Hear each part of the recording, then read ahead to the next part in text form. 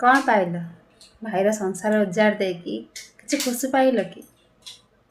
ଭାଇଠାରୁ ନିଜ ଭାଉଜ ଆଉ ନିଜ ଝିଆରୀ ପୁତୁରାକୁ ଦୂରେଇ ଦେଇକି କ'ଣ ଖୁସି ମିଳିଲା?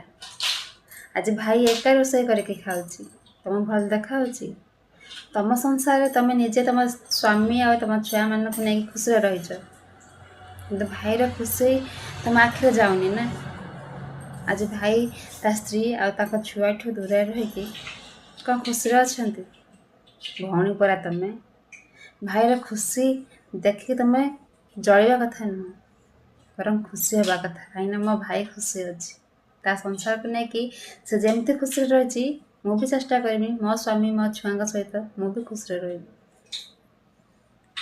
ଯଦି ଜାଣିପାରୁଛ ସୁଧୁରିଛ, ଯଦି ନ ଜାଣିପାରୁଛ ନା, ଭାଇର ଦୁଃଖକୁ ଯଦି ନ ବୁଝିପାରୁଛ ନା, ତାହେଲେ ସଂସାର ଯେତେ ବି ତମେ ଖୁସିରେ ପାଅ ନା କାହିଁକି, ଭାଇର ଲୁହ ତମ ଉପରେ ନିଶ୍ଚୟ ପଡ଼ିବ।